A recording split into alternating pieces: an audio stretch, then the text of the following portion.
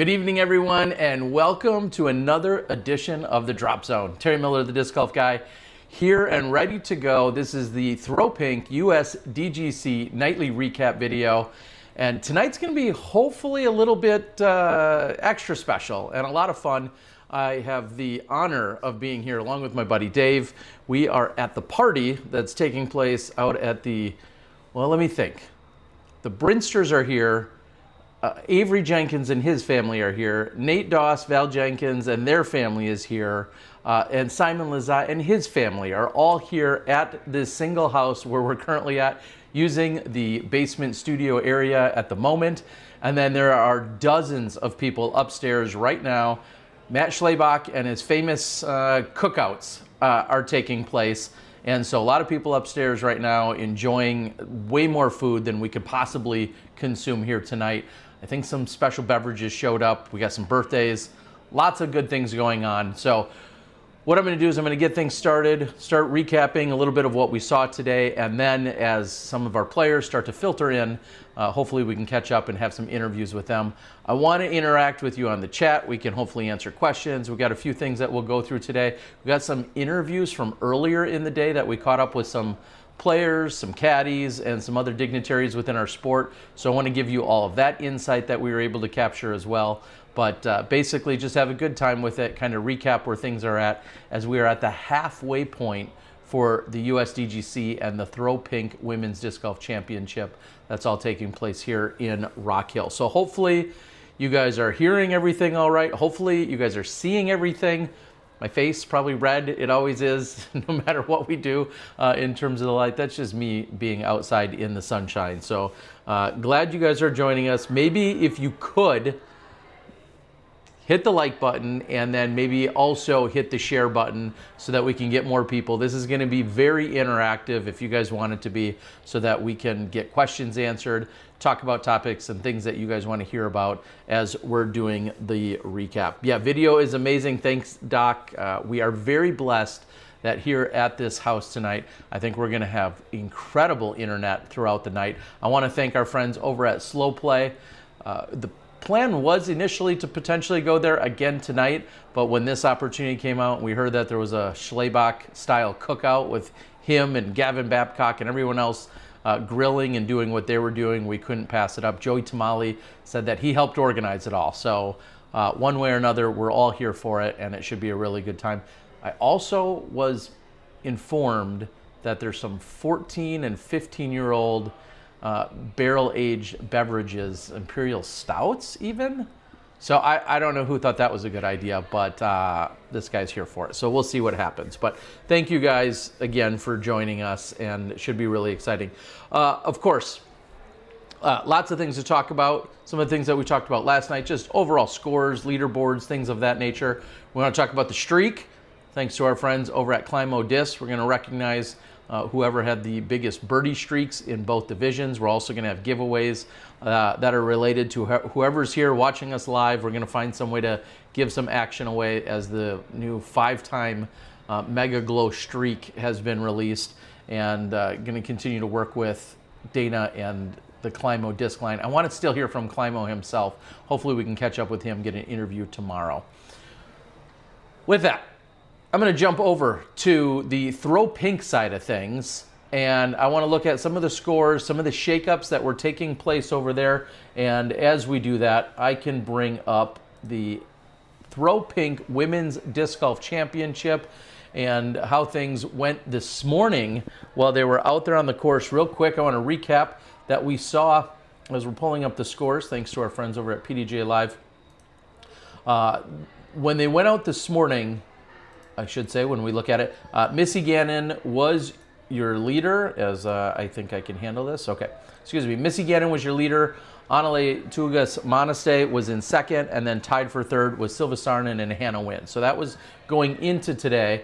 And then when we take a look at how it all shook up, ATM, it would maybe be the appropriate nickname. We kind of deemed her on the Disc Golf Network. ATM is out in front. She's got a 2-stroke lead right now. Hannah Wynn sitting just behind her as she shot 1 under, and she's sitting at 4 under. Silva Saarinen finishes with an even on the round, and that included some struggles to close out. And then Cadence Burge, along with Missy Gannon, are tied for fourth. And what that means is because of the hotter round that Cadence had, she's going to be on the lead card. Even though they're tied, that means Missy Gannon will be on the top of the second card.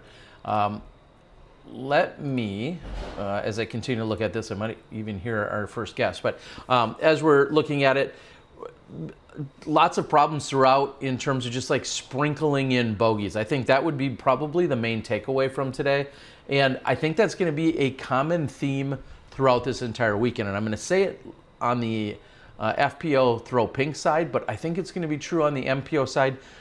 Trying to be bogey free and have a clean scorecard is so difficult, largely because of the swirling winds that feel so unpredictable. They were there yesterday, and I feel like they were there today.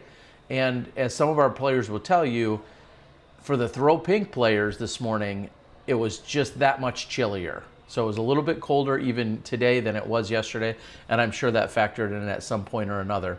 Anale sprinkling in some birdies along with her bogeys, ultimately shoots the 1 under, as did Hannah. And it looks like Hannah and Silva both struggled on holes, almost the exact same holes, in that it was holes 5 and hole 9. However, it looked like today it was hole number 15 that got Silva, as opposed to where we saw her struggle mightily to close out on 17 yesterday.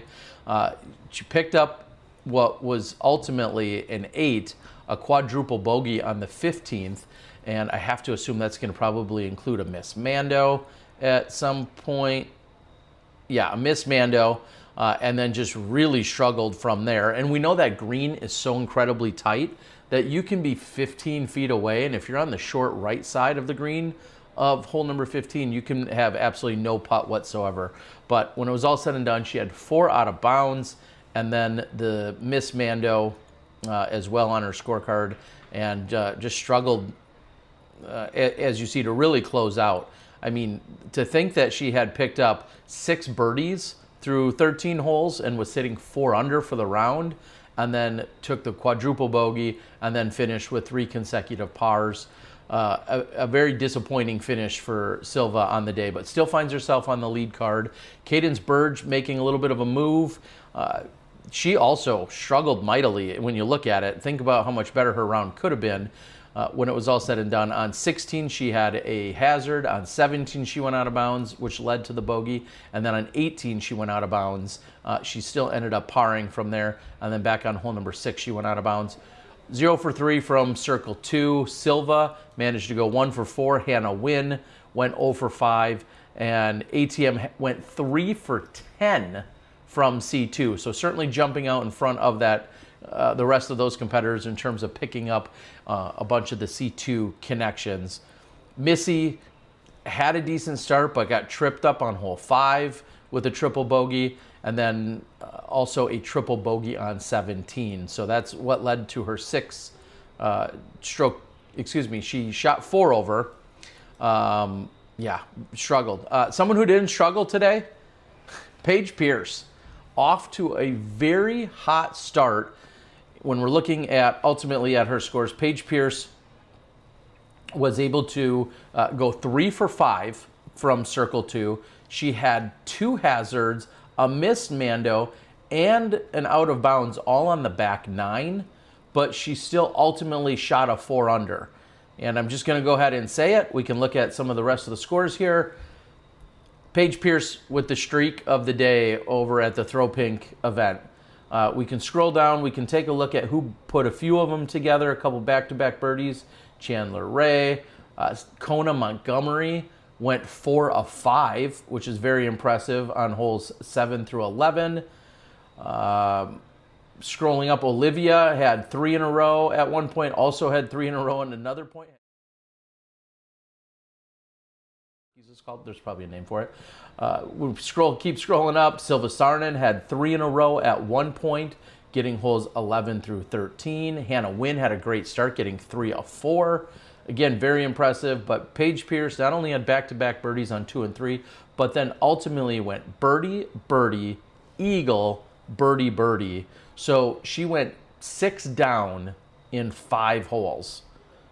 on the stretch of 6 through 10. Let's take a look. She was 3 for 5. I'd like to know where she connected from. I personally didn't get a chance to see it, but on hole 6, she hit from outside of circle 2. So that means she was, I don't even know where she, because if you're to the right, the drop zone, for instance, is at 37, 39 feet. So that means she was way back in order to even have a chance at a 67-footer. You can't be pin high to the right. You're going to be out of bounds over there. So that means she was way back. She connects from 67, then 48. What? 48 feet on hole number 7. So that means not even making it through the gate, not even making it through, or just on the edge, I should say, of making it through the bamboo hole, through the clown's mouth, as some call it. And then 67 feet on hole 8. That again is outside of circle 2 by a single foot. So then she connects on 10 from 33 feet. So 33 feet, 67, 48, 67, 33 feet. That's insane. Absolutely insane. So huge putting by Paige. Couldn't quite close it out quite as strong and clean on the back. But I don't care what you say. So when we look at through 10 holes, 1, 2, 3, 4, 5, 6, 7. She was 7 under through 10 to get herself going. Picked up the bogey on 11 and then the birdie on 13. And then, like I said, struggled a little to close out. But that's insane to see just how impressive that closeout was, or excuse me, that start was for Pierce. And when it was all said and done, when I'm looking at Paige's scores and look at how everyone moved, Paige moved up 11 spots. Evelina Saarinen today, a pretty clean round, shooting 3 under. She moved up 9 spots. Sophia Dunica, who I caught up with today after her round, I said, how did things go? Remember, yesterday, she went like 9 over on the last 2 holes or something crazy like that. And she said she would just try and build up more birdies. Today, not only did she have a whole bunch of good birdies, but then when it was all said and done, she took a birdie on 15, went par on 16 and 17, and then a birdie on 18. And I think she said if she could just make 20 footers, she would have killed it that much more. She was 11 for 13 from C1X. So putting herself right there for a ton of birdie looks, and it was able to capitalize ultimately on 6 of them, but she had that many more looks on top of it. So Sophia, awesome to see. She didn't connect at all from circle 2, but a huge bounce back, and then moves up 14 spots in doing so. Anniken Christensen-Sten moved up 19 spots today with her 2 under, as did Holland Hanley. So both of them shot 8 over during the opening rounds. Both of them come out today and shoot 2 under. They're sitting in a tie for 14th, along with Jessica Gerthy, who was able to move up 10 spots, along with Olivia Kinstadt, if I'm pronouncing that right. She moved up 10 spots to be in a tie for 14th. So Owen Scoggins had a rough day out there. She ultimately took a 10 on hole number 5.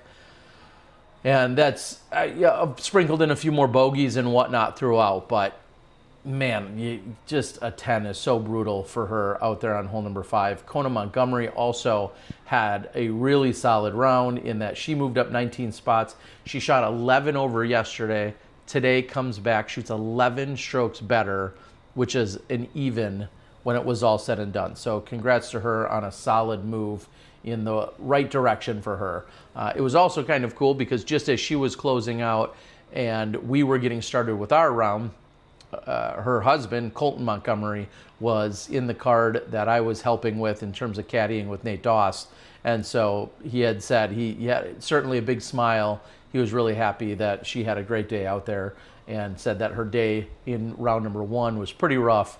Comes back out. Again, goes from 11 over to shoot even. I don't care who you are, what tournament you're at, what the course is, what the conditions are. Anytime you can say you shot 11 strokes better, I don't care if you shot an even and then the next day you shot an 11 under. No matter what, an 11 stroke improvement is always going to be something to be super happy about. So nice work there by Kona Star Montgomery. So again, Paige Pierce is your outright streak leader today in picking up, like I said, 5 birdies and one of those, 4 birdies and an eagle, all in that streak. So we're going to count that as the official streak. Paige Pierce picking up 6 under par strokes in 5 holes. Congrats to her. I don't know if I need to do trivia. I'm not sure how I need to do these giveaways, or if just who's ever interacting on the chat or whoever jumps in on super chats, whatever the case might be, I want to find a way that we're going to be giving those away. Ultimately, I know engaging with the chat is going to lead to your best possibilities for winning some of those discs. When it's all said and done, I'm going to have at least 6, maybe even 8 of those brand new discs to be giving away. So hopefully you're joining in. Hopefully you've got something. And as you can see on screen, that's our birdie streak brought to us by our friends over at Climo Discs.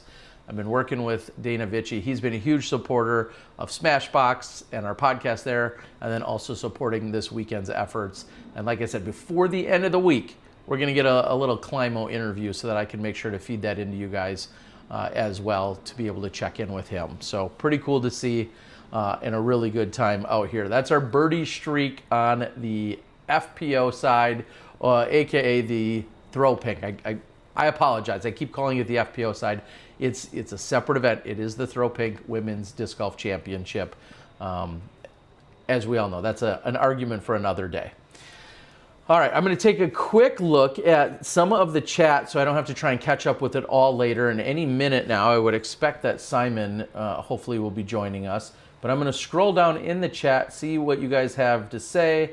I see a bunch of you saying hello. Hey, Zippy, hope you're doing well. Zippy, lots of people you know here, and I know have supported throughout the years, having a good time. Jeff says he's full of pizza and beer, which sounds like a pretty good Friday night. Ian Plays Disc Golf says, get some aloe and wear some sunblock. I know, I'm so terrible at that, but I do appreciate it. Terry should have won the Nobel Peace Prize. He got robbed. I'm thinking I should definitely make a really public stance and go wild about it. All right, with that, the specialist of guests, we're going to welcome in one, Simon Lizotte. Simon, I'm going to get you mic'd up here. And it's like you heard me just calling about your name so that you would join us. Let's see if I can get you. I have the same mic. Look at that. Welcome, Terry. How's it going? Welcome. All right, everyone. Simon Lizotte joining. This is the Drop Zone nightly podcast. You've been on quite a few of these throughout the years, whether it was Smashbox, at GBO, maybe a beverage or two, or not. Maybe. Welcome. How you doing? Doing very well. It's one of the most exciting weeks of the year for us players. And yeah, we're here in a crazy house with 4 disc golf families thriving and chaos, but fun. 9 adults and 7 kids? Is that the math? 16 pack. 16 pack here. And then tonight, speaking of pack, like we're bulging at the seams almost a little bit. Party, activities, cookouts. Set the scene. I kind of told them about it, but how would you describe what's going on tonight? So this year, starting actually last year, but this year we really had it down, was the steak night tradition. Matt Schlabach, obviously infamous on tour nowadays. Mm-hmm. Best steak chef on tour, potentially in the world, but for now on tour. And this was actually our 10th of the season, and I missed 2. I think Joey is the only one who was at every single one. So shout out to Joey. He was Joey Tamale, amazing. We'll get him in here tonight. Always coordinates everything, buys the steaks and plans and invites. Like it all runs through Joey. So we were lucky enough to be the hosts of most of them. I was just gonna say, is that by choice? I mean, is it because of the place you're at? I mean, wherever Schlabach is, along with usually Gannon, you would think they would host, but instead they bring a party to somebody else's house. Yeah, this year, I've really leaned towards booking some nicer places. Okay. And I'm always hosting some younger people on tour, giving them a place to stay for a reasonable deal. Mm-hmm. Okay. And it seems like Airbnbs just always have a grill, and we have the space, and we have Joey. So that's how it happens. Joey makes it happen. So ultimately tonight, some steaks, lots of sides were bought or were made. Who's making food? Who's just bringing it in? How does this all happen? I mean, I had the mashed potatoes by the Hall of Famer, Sharon Jenkins. Well, we have 5 moms in this house. Okay. And I mean, they're pro moms. They take care of us. They take care. They love to prepare the stuff, and they made all the sides. This is by far the most organized. Or delicious. Just prepared. Prepared. Okay. Like usually, steak night is we have steak, and sometimes we'll have like a mac and cheese. Yeah. And that's as far as it'll go. But today we had salad, we had chips, and all the kinds of dips. Cookies, and we had brownies, veggies. a freaking 5-pound pot of mashed potatoes. It was unbelievable. Yes, Absolutely very good. incredible. Yes, all right. It has been pretty cool. And then also, there's a birthday going on up there, I think, and some beverages were brought in. Yeah, so I'm running low, but we do. okay. So the owner, it reminded me of the name of the brewery. In fact, I'm not even sure. I think I took a picture, so maybe I can help here real quick. I literally read it 5 minutes ago. I had Sexual Chocolate Imperial Stout.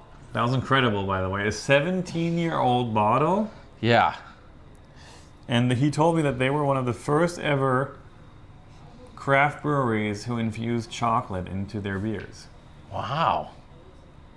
That's kind of cool. That's very cool. It's the oldest brewery or craft brewery in North Carolina. Okay. So that's who's here.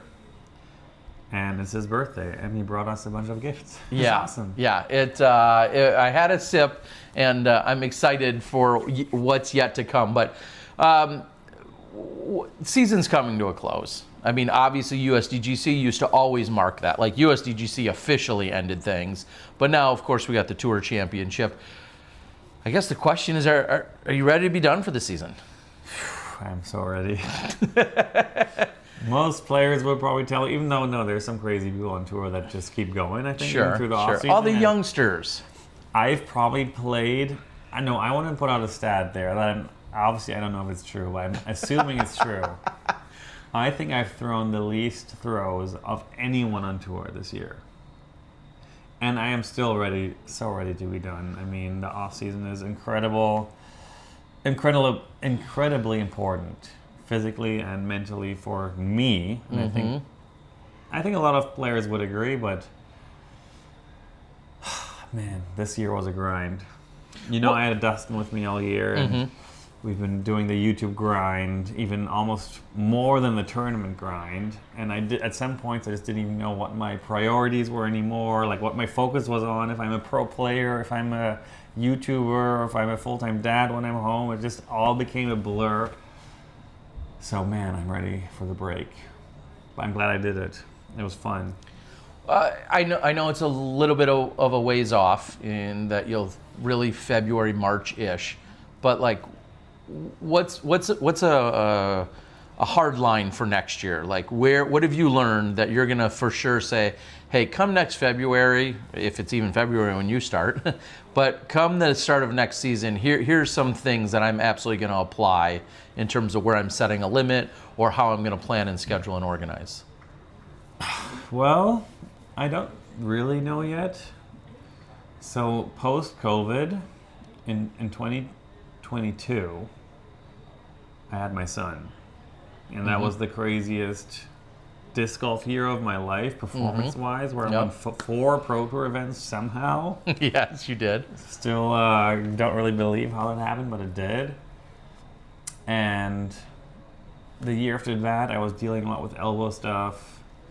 And then last year, I had my daughter, and things got just absolutely crazy with 2 little kids at home, and I just felt like I don't know what I'm doing anymore. And then this year, I did this YouTube thing where I didn't know what my priorities were and what to focus on.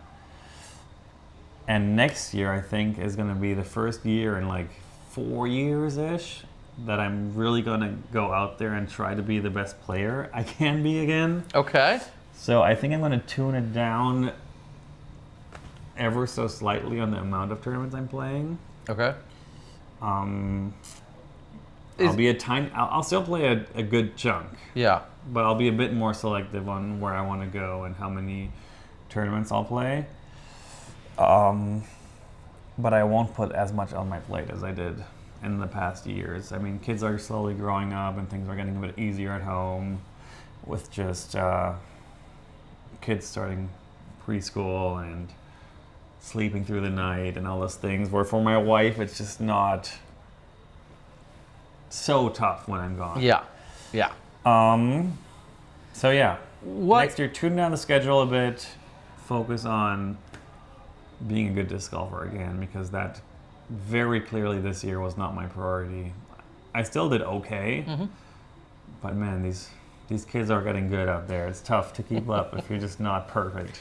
Well, my first question with that as a follow-up is, what kind of helps make a decision in terms of the events you'll look at? Is it course? Is it the people? Is it the Airbnbs? Is it how many consecutive weeks? What are some of the things that factor into, like, yeah, I'm gonna probably go there, but I'm likely gonna skip that one? What are some of those factors?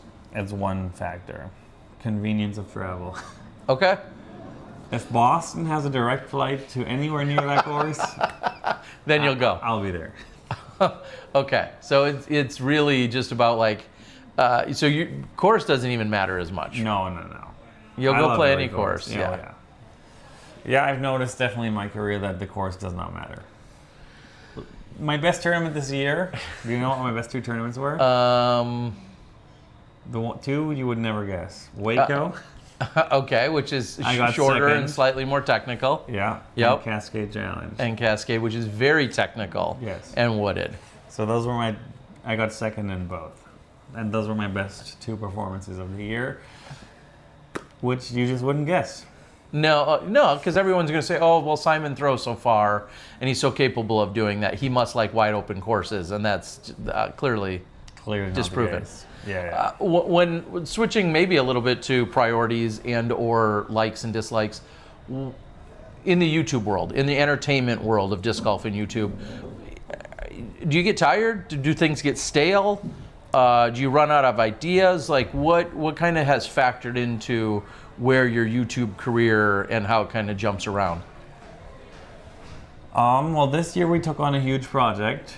The goal was this year for me to hire a full-time videographer and editor, which I did, and Caddy also, so like a 3-in-1 role, which Dustin took on bravely. And the goal was to do daily vlogs of tour life. So let's say the idea was to have a practice round, or not a practice round, but a practice or warm-up day vlog, and then each tournament round 1 vlog. So sometimes a warm-up day vlog would be spanned over multiple days, if we happen to have the luxury of having multiple practice rounds. Sure. And about halfway through the season, we pulled it off until then, which was like 4 to 5 video uploads per tournament week, which was just an insane grind. I mean, you know the grind better than anyone, but Sure. it was nuts. Like, you know how it is. It's nuts. Then we tuned it down to just 1 practice run vlog and then 1 tournament vlog, where the tournament is kind of just summarized into 1 bigger video. Yep.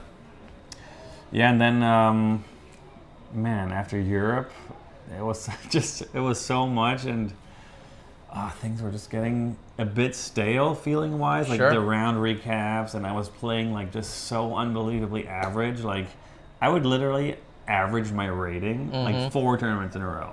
Just playing as average as possible, and then making exciting content out of that. Like, the one thing I want to do in my career, in my life, is make disc golf look fun and exciting and entertaining. And I just felt like I was at a point where I just couldn't.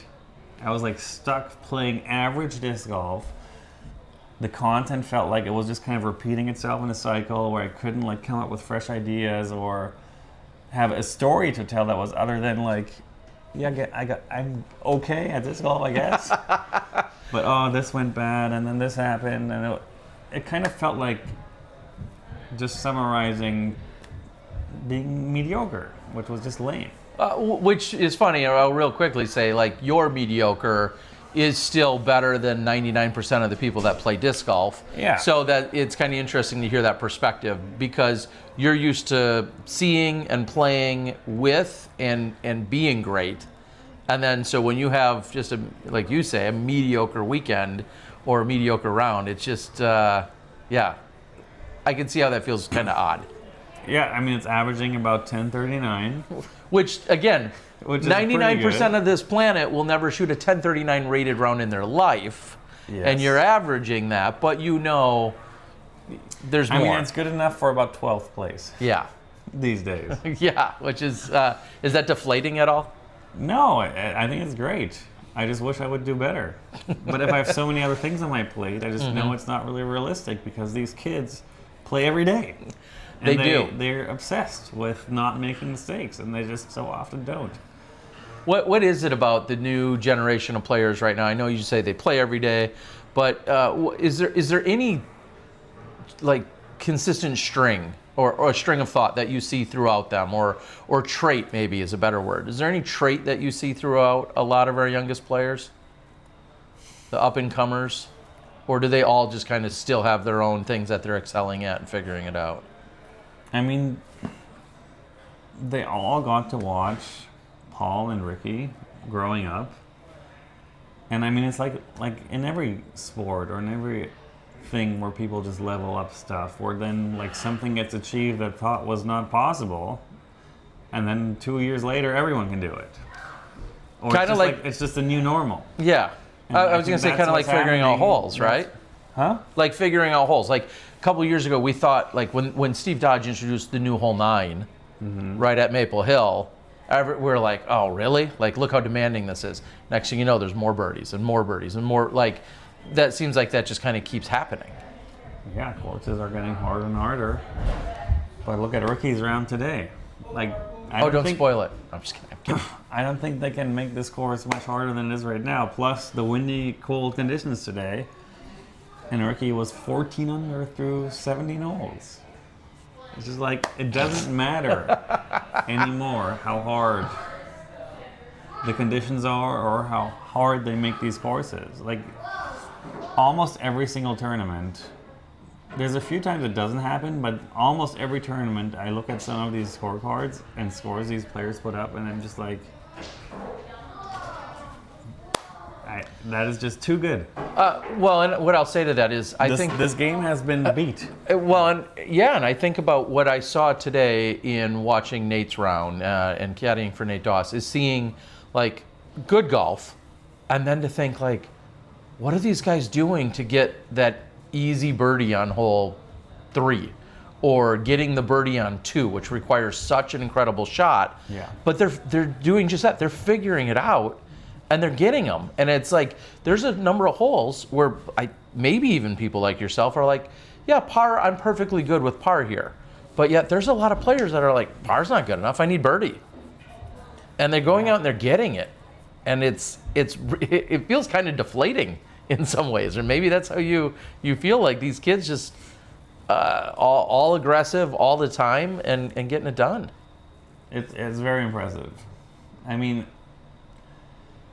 it's hard to explain for people watching at home what it's like, but I get to play all these courses in the same conditions, and there's been a handful of times this year where I've just flat out said to Dustin, I'm like, I'm not that good. Like, these players are like, it's unbelievable how close to perfect they are. I mean, it really feels like disc golf, there's a point where like a game is just, I don't know how to say it. It's like, is it too easy? But yet at the same time, like you said, it was just a couple of years ago, you were finding ways to beat these guys. I mean, you won 4 events, like you said. Macbeth is making the surge this year. We've seen him very clearly able to hang. Ricky has been in and out with injury, but then also shows up some weekends and is right there in contention. Like, some of these guys obviously still have it, but what do you know, Gannon Buhr's upstairs right now. What when you look at a Gannon Buhr, is it just kind of like you're just throwing your hands up? Like, how do you beat him? Because that's what I think in a commentary booth once in a while. Like, I don't know what, I have no idea what you guys need to do to beat him. Yeah. I mean, that's sports too. Sometimes you just get beat. That's actually way better to lose to someone who's just better than by making mistakes. Yeah. Did you ever feel that way when Paul, like a 2015 or a 2019, when he was just seemingly unstoppable? And, like, to use the word McBeast, like, if he was within 6 or 8 on the final round, you're like, oh, Paul might still win this. Like, it was kind of ridiculous at one point. Do you feel that Gannon or anyone kind of has that power right now? Yeah, Gannon seems to have that power. He seems to switch it on when he needs to. It's kind of crazy. Yeah, Gannon definitely has that same factor that Paul had where about 10 years ago, when Paul was playing, I was playing with Paul 10 years ago, watching him play poorly, and at the end we totaled our scores and he beat me by 2. That's kind of the same boat Gannon's in right now. Sure. I played with Gannon yesterday. It was probably one of his weaker rounds in the last 6 months, I would guess. He shot 3 down. I shot 2 down because I double bogeyed the last hole. Oh, rough. But no, once you reach a level where when you're doing poorly, but you're still there in contention, then that's that special level that only a handful of people have ever reached. Yeah, and there's certainly a lot of optimism when you even see him, you know, say, oh, I had a bad day. He's like, feels like he can shake it off, and then the next day he's right back in the thick of it, or shoots a course record, or all of a sudden, you know, makes 6 of the 8 strokes back, and he's right in contention again. Yeah, so Gannon shot a 3 and a 6 today, so he's at 9. He's 10 back. Yep. You want to do an over-under bet on what he shoots tomorrow? 10. His mom, I saw his mom, and his mom's like, oh, he could shoot a couple 14s and win this. I was like, you're not wrong. He could. Even hearing the optimism out of his own mom, as she should be. She shouldn't be there saying anything but something positive. Yeah. But the fact that she, too, has this mentality, it's crazy. I know I'm not putting any money against him at this point. I mean, so you take the over on 10?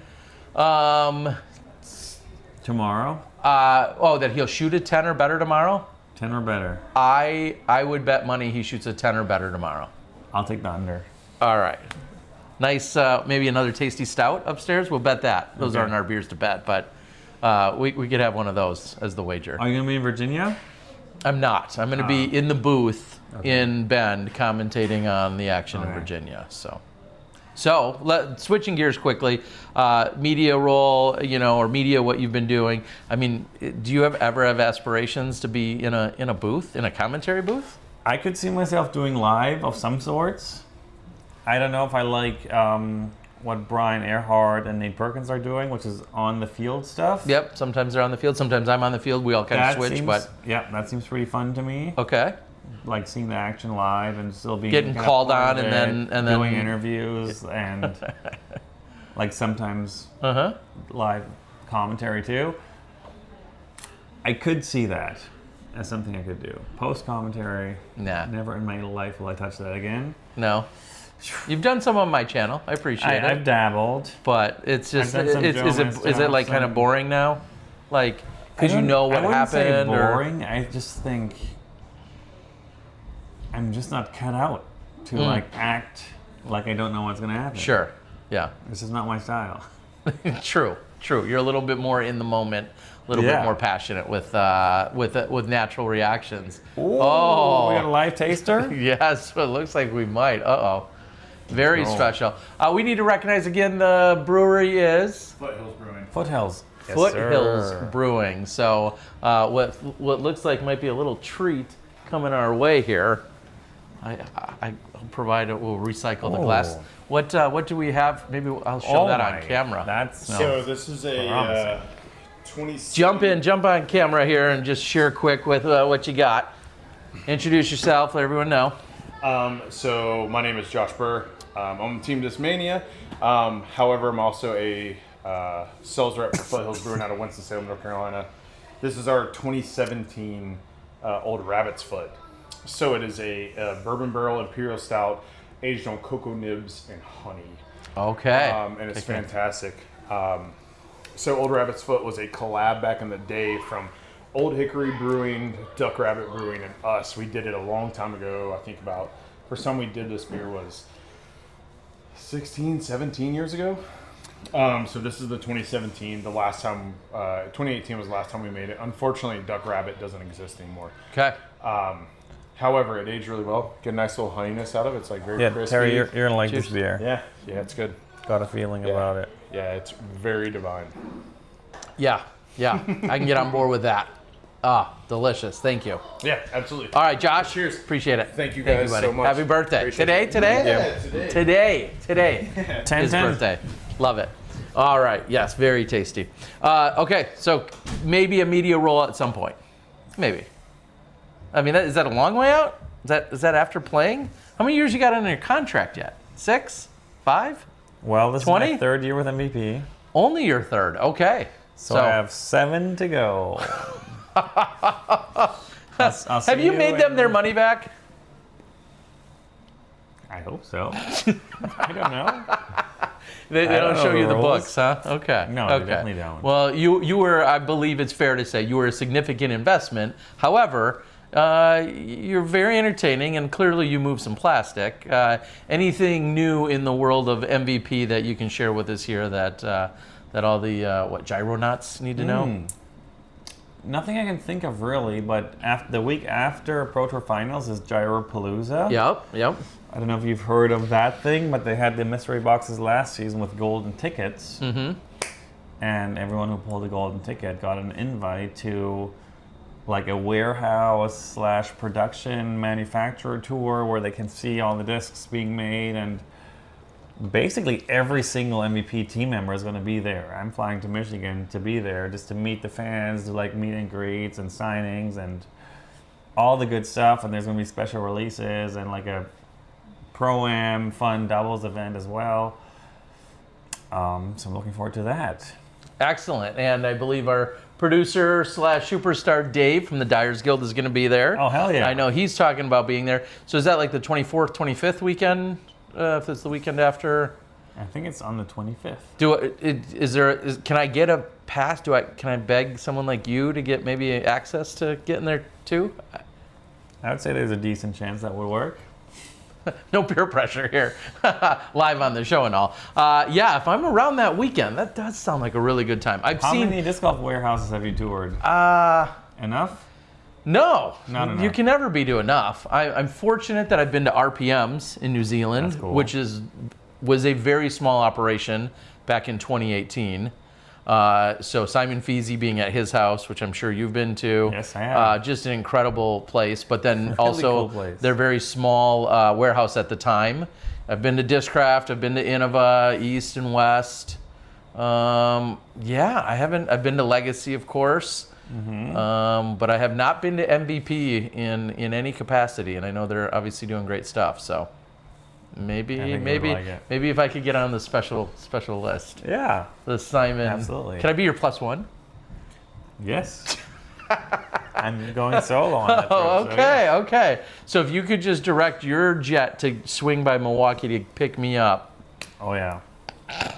something like that. I'm on the private jet level. I feel like you should be. All right. So, do you want to real quickly recap a little bit of what we saw today on the MPO side? Yeah, you're here for it. Here's what I'm going to do. We're going to pull up some of the scores. You kind of alluded to it a little bit earlier. I'm also going to be able to see if I can bring them up over here for us. And where did my mouse go? Did my mouse have too many beverages? All right. So I'm going to pull up today what we saw out there. Feel free to chime in with whatever you've got. Of course, our leaders actually from round number 1 included Macbeth, who shot 10 under, Ellis shot 8, Marweed shot 8, and Evan Scott shot 7. Those were your leaders going into today's round. And then, what was the hot score of 10 by Macbeth the previous day became the same as Anthony Barella, Kyle Klein, who's upstairs. They both shot 10 under. Both of them still found a bogey or two. In fact, Kyle Klein had a double on hole number 5, but they both shot 10s.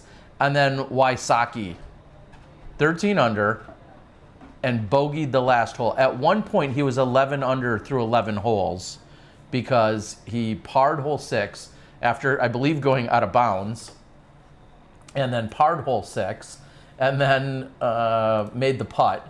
I can pull that up, sorry, on this screen. Made the 40-footer, made the eagle on hole number 10, and then got hole number 11, excuse me. So, Wow. yeah. Any thoughts on a 13 under? Maybe just explain today's conditions a little bit to give everybody at home what you think of a 13 under. Yeah, the way the conditions were, windy and pretty cold. I mean, just going 5 through 5 on those first 5 holes is nasty. Like, just hole 2, crazy birdie. Slightly Hole 3, uphill, crazy 409 birdie. feet. Hole 4, crazy birdie.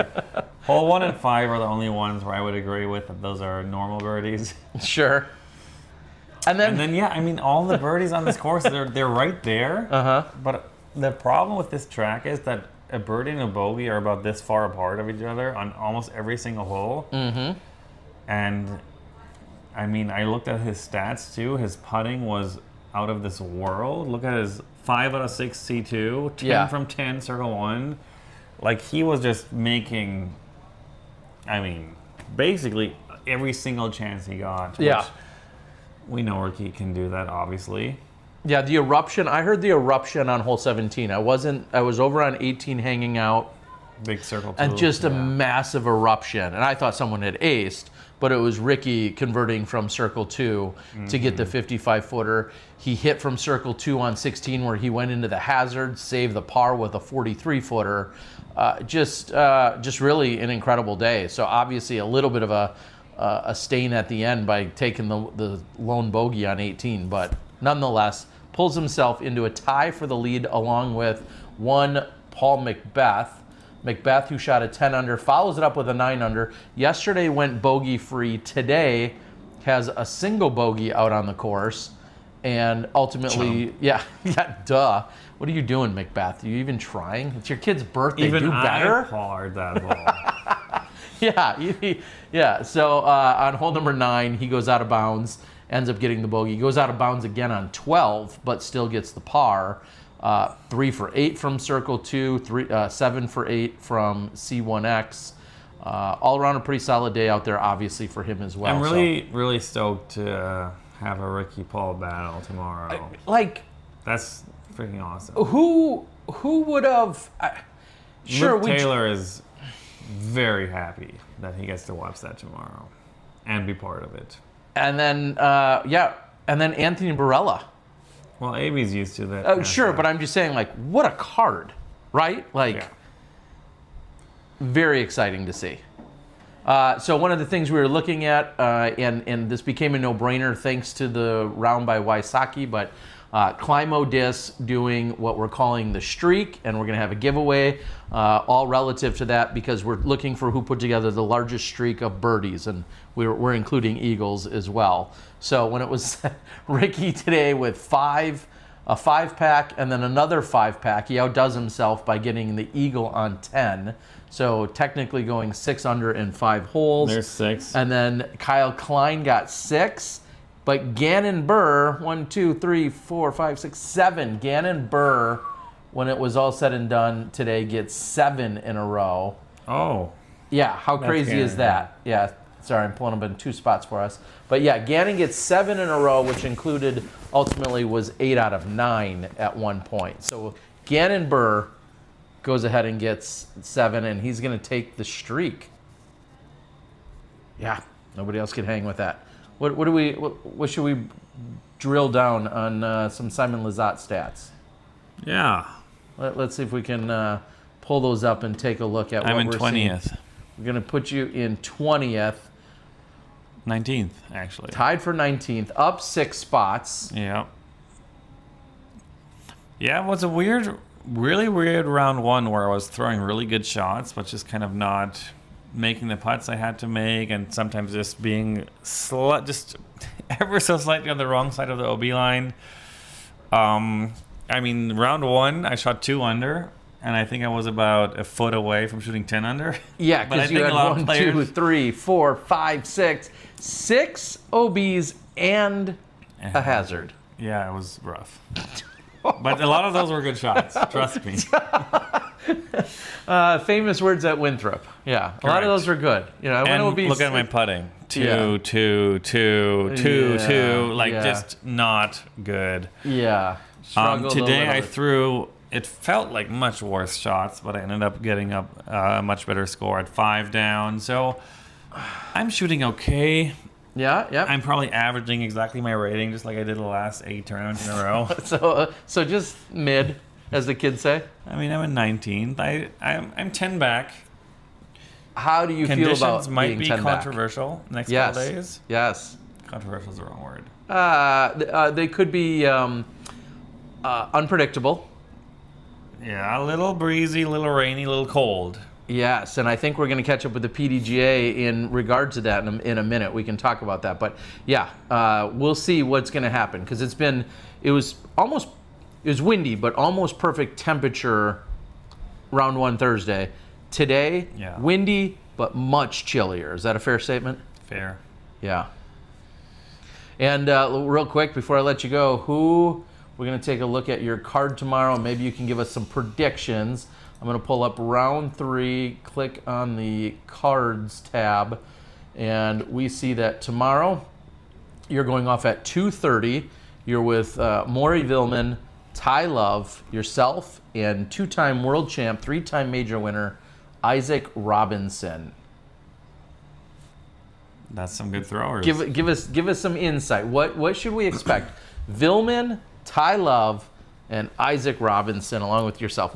Make some prediction of any kind that I can check tomorrow night to see what it is. I don't care what the prediction is.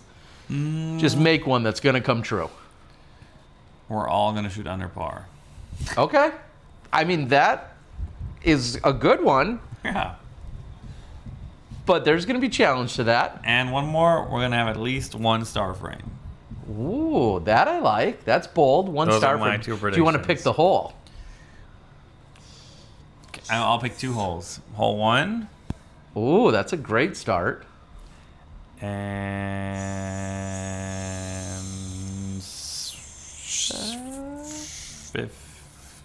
4, 11, 7, 12, 10, 9. Cancel. 9. Not. Oh, back to the left spot. Nope. Same Oh, spot. no, it is on the short right spot. Yeah. All right, folks. Simon Lizotte, sign us off. Sign yourself off. Enjoy the next guest. You gonna find someone? You want to send someone in? I'll send someone in. Anyone? You pick. Cheers. All right, thank you, Simon. Appreciate you, buddy. All right, that was Simon Lizotte. And as I just was talking about a little earlier, I was able to catch up with the PDGA. Jamie Kemp is doing, he's one of the many staff and marshals and directors and everything else that's out here. Obviously, this is a PDGA major. In a lot of ways, they step up their presence in being at the event.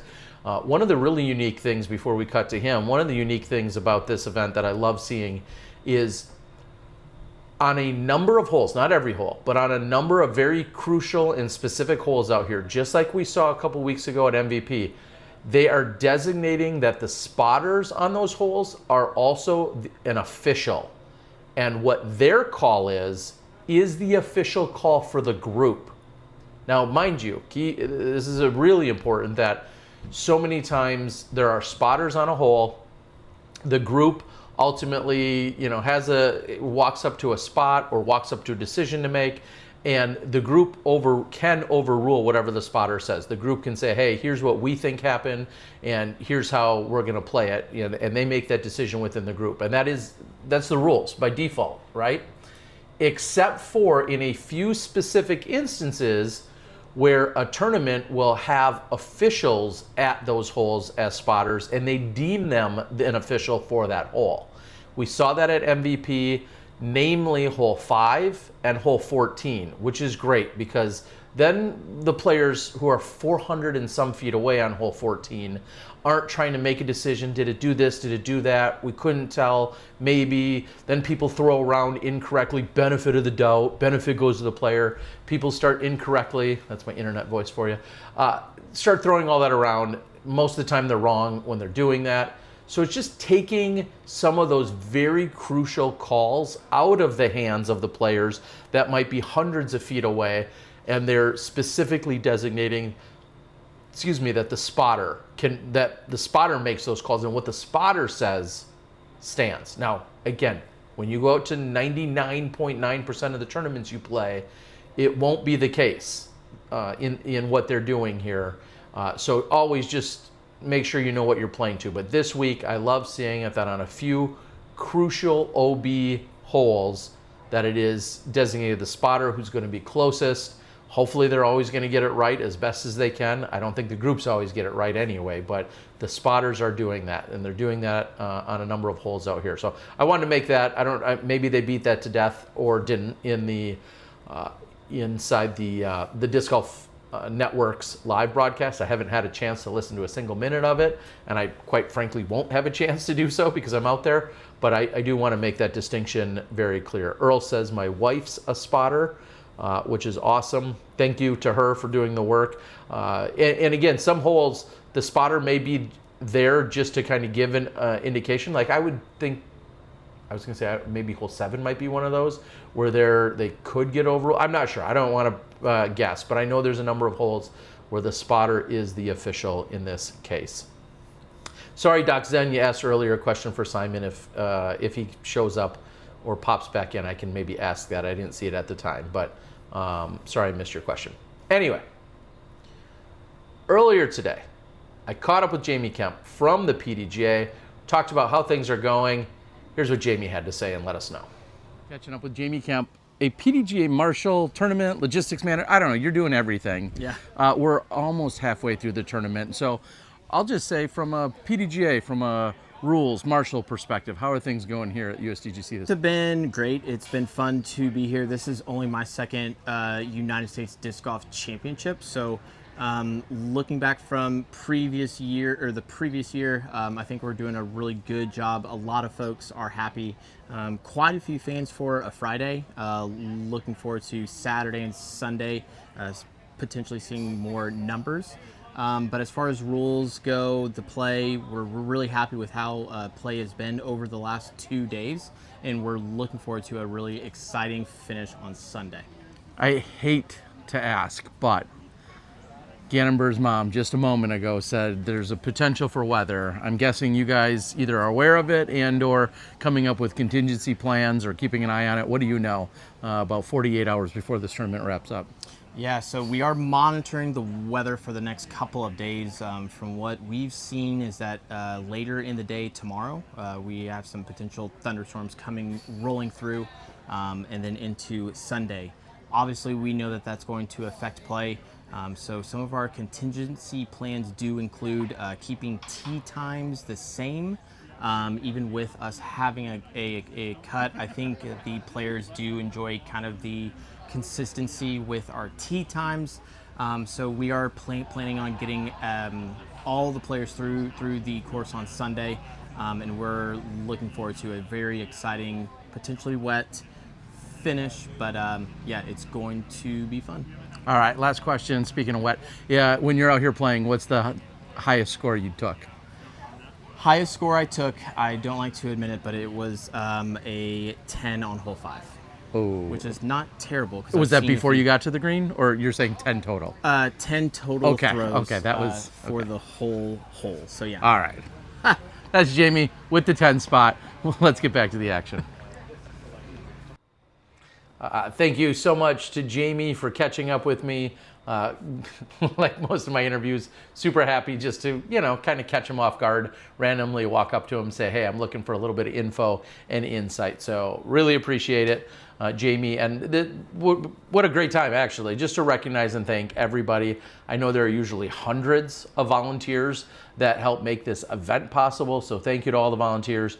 Thank you to everyone that's in Vendor Village, whether you're working or you're a vendor over there. There's people driving golf carts around throughout the entire week. There's dozens of spotters throughout the course. And then the support people to help all the other support people that are out there. It's absolutely insane what it takes to run this event. This has kind of always been a signature of this event, is the fact that so many people come in from literally all around the country just to work this event in some capacity, one way or another, in terms of being a volunteer, and so helpful. So thank you to everyone out there. Of course, you're presenting sponsors in of a champion disc, but so many people make this event what it is. And with that, I don't know if you guys have more guesses. I'm going to give it 15 more seconds. I need to know if there's any more guesses as to who might be sent in to join. I know my cup is empty. I don't know if that matters to anyone, but if there's any more guesses as to who might join us next. We did have a special guest just come into the room, Joey Tamale. I would like Joey to get down here. He's not the next one. I would love Matt to join us as well. He's not the next one, but maybe they will be eventually. With that, though, oh, yeah. Oh, he's a tasty one. We're going to welcome in Nate Doss, my player. Yeah, buddy. How you doing, buddy? Good. So this is a beer that's Simon Lizotte. Hold on. Let's get the mic. Let's get you all mic'd up. We're professionals here. Wow. Thanks to Dave over at the Dyers Guild. We're going to make all this work. Thanks, Dave. And all set to go. All right. First of all, let's do it properly. Cheers. Tell us, what is here? So this is a beer that Simon Lizotte brought from Massachusetts. This is a Treehouse barrel-aged beer. It's actually a barley wine, Terry. And I know you're not huge on barley wines, but this one's nice and sweet. 13.7, somewhere in there. It's called Tree of Precision, I think, something like that. So, yeah. If it's from Tree, it's for me. They opened it upstairs and they said, "You got to take this one to Terry. It's your turn to go down." Perfect. So, I love it. Every guest just needs to bring in another barrel-aged beer. That's right. That's how we do it. And I'll be here all night. How's everything going down here? It's going really well. We just had Simon. We talked a lot about, of course, his backstory, we'll say, for the 2025 season. Your story, very different in that you won the Flex Start that I hosted a few weeks ago. Right. in Bend. And that got me my invite into this. As it should. Wherever Terry hosts a Flex Start once a year, that also earns a way into the USDGC. No, someone asked that last night, and of course you are eligible to play in this event because you're the 2008 champion of this event. So all previous champions get that, we'll say, exemption or auto invite, however you want to classify that. And we're done with day 2, round 2. Yep. In the books for you and I. Yeah. Yep. Not as many birdies for you today. I'm gonna pull up some of your stats. Okay. Not as many birdies. I mean, for you I know today. my stats by heart. But, okay. We're gonna share them with the world. Okay. In that what we saw out there, and I'm gonna go to your actual card. Okay, there it is. Which you did tee off at 2:00. Final card going off at 3:30, but you teed off at 2:00 today. You played alongside Jesse Longnecker, Jona Heinonen, and Colton. I was going to call him Colton Star Montgomery. Colton Montgomery. And I mean, the elephant in the room was getting off to a better start than yesterday. You parred one yesterday, and then you took a triple on hole number 2, and then you took a single bogey on hole 3. Today, par on those 3 holes. Yeah, and actually then I parred 4 as well. And yeah, I don't know, man. I mean, obviously you were there, and for everybody at home that's just watching on TV, like, it's windy. Yeah. It is windy out there. And the fact that, say, Ricky Wysocki or even Paul, a clean 10 yesterday, Ricky with a 13. I think he 5'd the last hole. He bogeyed hole 18. Yeah, he bogeyed hole 18, which is unbelievable. I mean, I guess he didn't even come in bounds. I've only heard the stories upstairs about it. Okay. But, yeah, these are impressive scores. I mean, straight up. And, you know, for a guy like me who doesn't play tournaments, obviously, And it's tough in the wind, man. Like, I don't have that pure confidence in my disc. As you know, I missed a lot of angles today. It was a better start, but the USDGC is all about momentum. Is all about getting off on those first 7 holes. By the time you walk across that road after the bamboo hole, you want to be 2, 3, 4 under par if you can be, and then you ride that momentum. I mean, 8's a gettable hole, 9's a gettable hole, 10 is an easy birdie if you want it, possible eagle for the big boys, and then you get into a pretty tough stretch on 11, 12, and 13.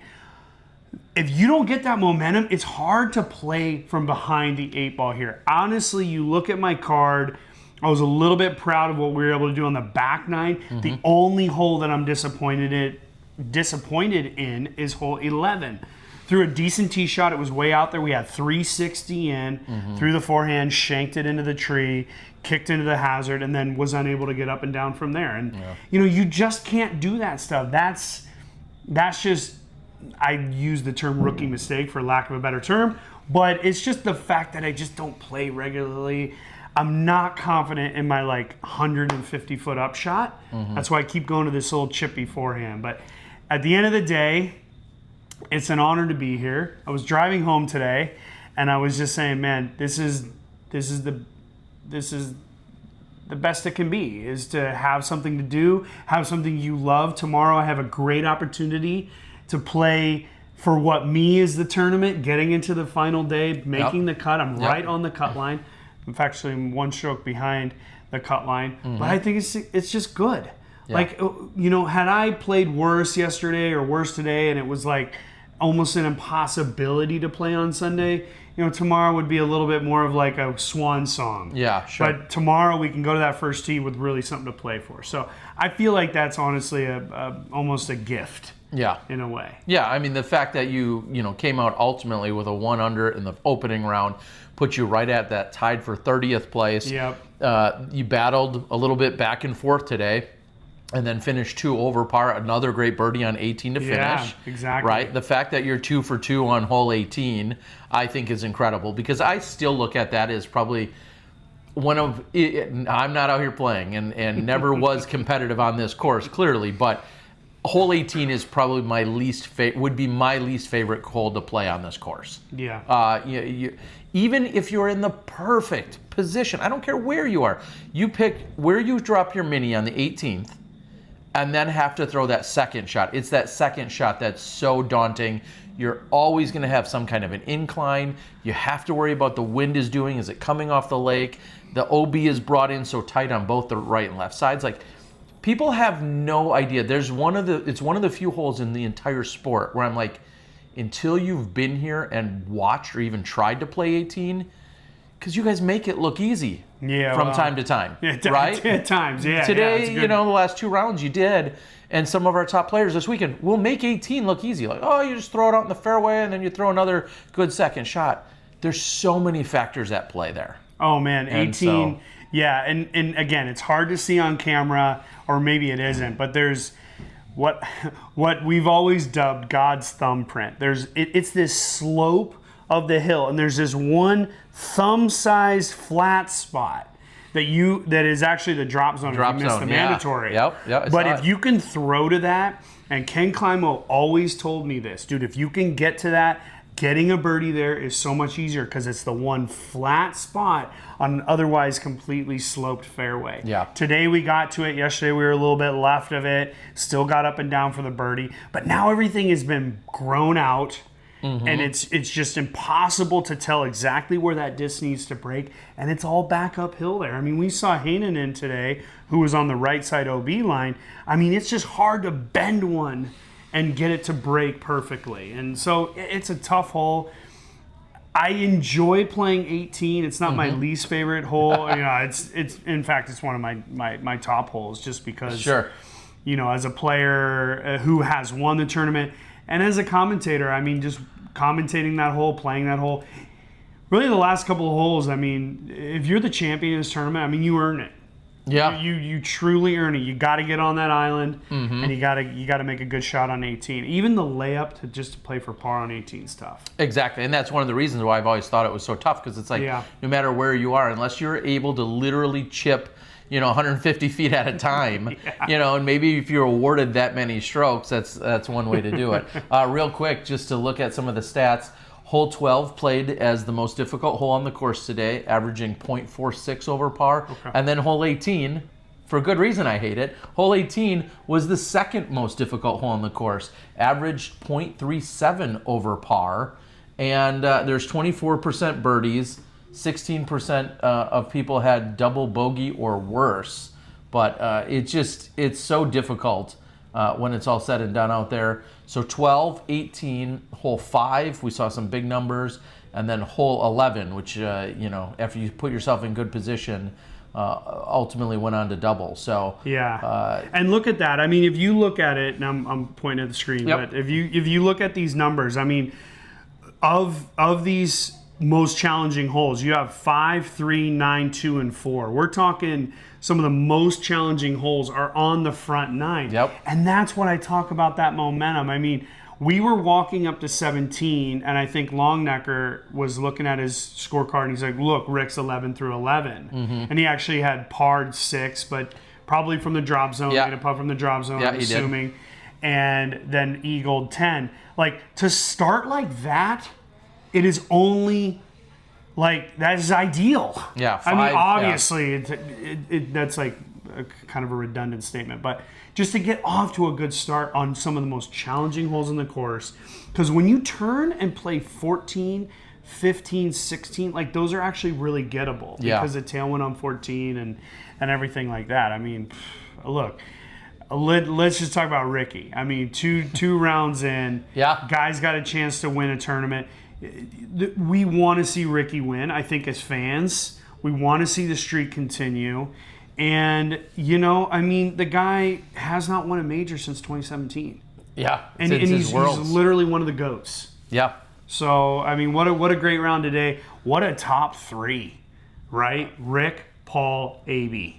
Yeah, exactly. And then also along for the ride, Luke Taylor. And Luke. And I don't want to say along Luke's for the ride. young star. Yeah, and think we saw Luke Taylor, during the final couple rounds at the World Championships. Last year. Exactly. Yeah. So Luke Taylor knows how to rise to the occasion and hold his own. We kind of, you think when somebody gets into that position, especially being so young, you're like, oh, well, they might crumble, they might crack under pressure. Luke proved last year multiple times that he doesn't crack under the pressure of playing in the big lights or playing on the big feature cards or the lead cards. In fact, I think he really fully embraces it, and that actually drives him, and that's exciting to see. So Luke will be right there along with it. He's very consistent. He shot a 7 under in round 1, then today followed it up with an 8 under. So he's at 15 under overall. And it's going to be exciting to see what he can do with it. Yeah, and Rick's sitting at 19 tied with Paul. I mean, obviously those guys have kind of separated a little bit, and then even down to Gavin, who was just up there tonight. We were hanging out with him. I mean, he's excited to be in that 5th place position, but he's a little bit far back. I think for him, you don't go out and try to press. You just try to go out and play your best and just see what happens. Yeah. If it's windy again tomorrow, things could change quite quickly. But yeah, I mean, tomorrow I'm getting to play with Paul Kranz. Yes, which I think is really cool. I didn't see anybody else. They were just telling me up there that I get to play with Kranz.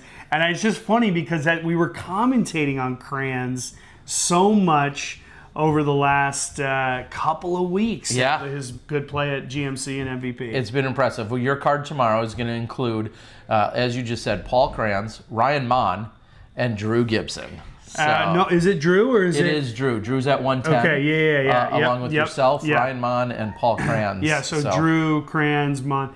I mean, look. How fun is that going to be? It's great. I mean, I've known Drew since he was a little kid. I went out to the practice field after the round, was hanging out, talking with Drew. He has a young baby, I believe, like about 8 months old at the moment, a little daughter. Yep. And, it's cool. And then we're playing with 2 young guys. Right, in Kranz and Mon. And Mon's actually Jake Mon's younger brother. Yeah. And last year, the first tournament I came back and played last year was the Beaver State Fling. And I had played with Jake in the final round. He was actually on his phone watching Ryan Mon play the AM Nationals out at the Toboggan in Michigan. Yeah. So which he was in a playoff. Yep. And it was a crazy finish. I mean, we were literally finishing up, And he was like, no, my brother's not going to get it. And then all of a sudden, boom, the dude took like a 6 on the last hole or something crazy. Yep. And he got in. They got it. I think it was a 3-way playoff, or maybe it was just a 2-way. But either way, I'm went on to excited. win it. Yeah, I'm excited to meet Ryan. I've never met him in person. Okay. And I've never met Paul either. So it awesome. should be a good time. Okay. Yeah. Okay. You know, I'll try to show him how a 40-year-old can play in a very important Dad? round. Is that you, Yeah, Dad? including- Father Time? Are you here? Hello? I mean, we're all just outside the cut, and I know all of those guys, along with everybody that is near the cut. The fact that you get to play the final round of any major when there's a cut is a huge honor. And I know this is for these people around the cut, this is their final round. Because as soon as you make the cut tomorrow, Sunday's easy. Yeah. You're just out there. You got aggressive play. You can't go down, really. Mm-hmm. Yeah. And it's all about good times. But tomorrow is going to be the high stress. And honestly, I'm looking forward to it. Yeah, it should be a lot of fun. I don't get to do this that often, Terry Miller. Well, it should be a really good time, and we're looking forward to it. We see that. Hopefully, everything still going right over there, Mr. Producer, sir? All right, we lost a little something on our end, but it seems like everything's fine. Okay, cool. Looking forward to it. Again, a 1:10 tee off for us. Anything I need to worry about for tomorrow's round? No. I just, carry me through, T-Dog. Okay. Carry me through. I might have you just tap in on some of them up shots. Some of them like 110. Those are my bread and butter. Those are my bread and butter. Yeah. So I needed you on 15 today. I think I could have used you. Yes. Well, what I would have done is probably tried to go like dead straight. For your sake, I would have went Comet, either an Ontario Rock or a Comet. If we're going to stick Discraft, I'll go Comet. I would have went Comet backhand and just maybe finished a little left. Yeah, we talked about it after we finished the hole. You just got to be pin high on 15. It's actually quite open over there. Yeah. And for those of you at home, even watching it on live coverage, if the player comes in short left, you used to be pretty blocked off. Had to throw kind of a skippy hyzer. They've opened it up there, and then you can hit a nice forehand through there too. Yeah, I mean, the way you punched the gap on 15 and how far down you made it, gave us one of the best looks to the pin. And I bungled it. But, I mean, look, it's on me. I'm bogey free. I don't know about you. I'm bogey free out there. It's just like we say in commentary. We're always on the lead card. Yeah, exactly. But look, I'm at the point in my life and my career. There's zero excuses. Yeah. It's all on me, and I'm not going to get mad about any of it. I'm just going to keep fighting. Let's flip that and now ask something I didn't think of yesterday or today. But let's go back a few hours. Favorite shot of the day. What was your favorite? Not necessarily the best, but what was your favorite shot executed on the course today? Yeah, that's always a good question because it's tough. I threw 60-something shots. Sure, but I mean, and it doesn't even have to be. It doesn't have to be a putt or a drive. It could be an approach. But what shot were you like? To me, tee shot on 18. Shot on 18 because as soon as I hit that flat, we were on that flat spot. Yeah, it was perfect. To where I had just a 2-step run up. Bam, hit the hyzer, and it went on to lead to a birdie. Yep. I mean, it sucks to wait 18 holes to have a really, really good shot, but I felt really good on that one. I was also really pleased with the tee shot on 11, the fact that it got in bounds. It was a little twisty and high, but I went up to – it's funny. One of my better tee shots on 11 led to a double. Yeah. And that is the USDGC, dude. Yeah, that's Winthrop. It's just Winthrop, and that's, look, we talk about it all the time. To be the champion here, to have a high finish here, it takes a level of skill. But I'll tell you, everybody in this tournament basically has the skill to shoot a 10. Sure. I mean, for the most part. Yeah. But it's about keeping it together. It's just about keeping it together. And you literally are tightrope walking the entire round. I guarantee you, Ricky shot a 13, maybe bogey the last hole. He could have shot 15, which in those conditions, on the course as it is, would be unbelievable. I'm not sure if 13 is a course record or not. Well, I mean, that's always an argument because pins move. This layout, but pins move. I think Anthon, way back in the day, shot like a 15 or something in a final round. Was 16 going into 17. Okay, yeah. And he took a double. Something like that, And then he birdied 18. Yeah, that would have been like back in like 2009 or 10-ish. The Planet was covering it, so 10, 11, 12, somewhere in that neighborhood. He was like third card, and I was on lead card. Yeah. And you just heard like, oh, Josh is like perfect. Yeah. Through 14. And then he got 15. You know, you're like, what? Yeah. So, again, very different layouts, configurations. Some years stroking distance, some not years only not. that, But 12, we were talking about it upstairs. 12 used to be a par 5. Exactly. And that, in those days, I, like the year I won, 08, I think I played 9. Let's just start on 9. I went birdie, eagle, birdie, eagle, birdie through 9, 10, 11, 12, and 13. Yeah. Like, you're talking, that's like just a good score right there. Yeah. If you were every other hole. Yeah. You know? And that's not a possibility. No, right now. You get to 12, it's the hardest hole on the course. Mm-hmm. You know, Rick's playing perfect through 5 or 6 of the hardest holes on the course. So, anyways, man, what I do want to reiterate, what you were saying when I walked in, the spectators and the volunteers at this tournament are so good. They are. The spectators are amazing. I mean, every hole I feel like, come on, Nate. There's literally people sitting on every hole. Yeah. And just like, come on, dude, let's go. Regardless of what I do, they're amazing. And then every single spotter out there, I mean, I do my best to walk by, say thank you. And I've been doing that for 20 years. Like, know, it's not possible to do it without them here. Yeah. So, I don't know, man. It's an honor. Yeah. It's been a lot of fun. It's been incredible. I mean, as much as my my legs may not like it, my odometer, my pedometer would love it that we're out there again on Sunday. So let's make sure that happens. I got to get my steps in. I'm going to give it my absolute best. I'm not going to say it will be easy. No. But one thing that I can kind of draw on is that last year I was effectively in the exact same position. Mm-hmm. I remember going into Saturday knowing I needed my best round. And I had it. And to me, if I can just get off on those first 7 holes, just even or 1 under, 2 under, like I feel good.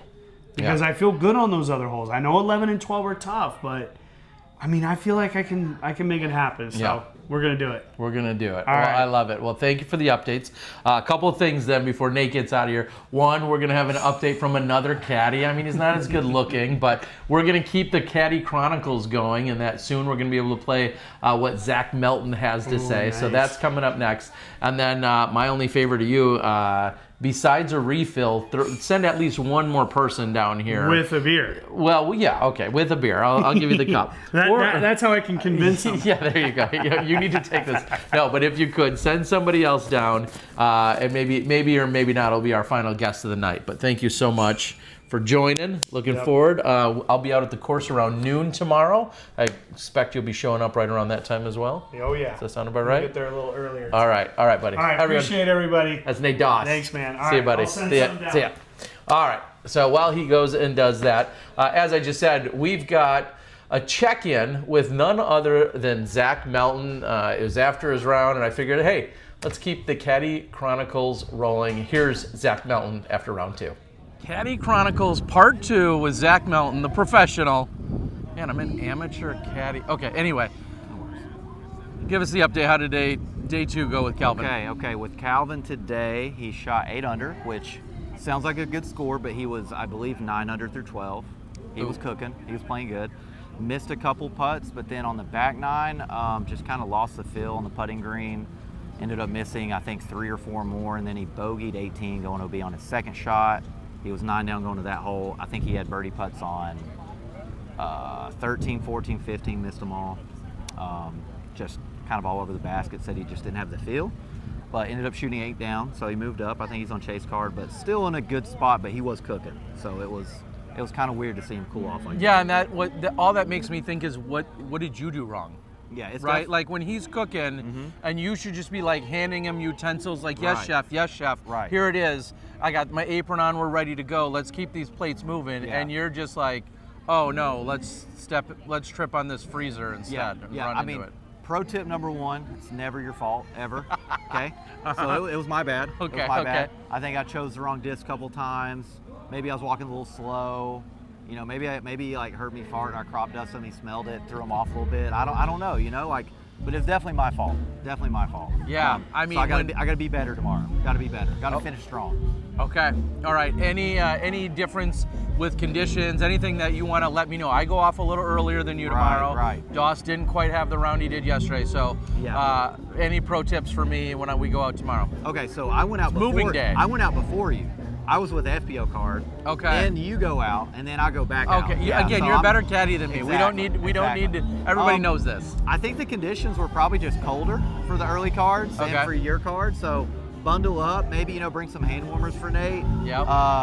Maybe bring a coat if he needs it or a blanket. Bring a blanket so you can hug him. I was just gonna say, are you saying we should hug more? Yeah. Yeah. Oh my God. Yeah.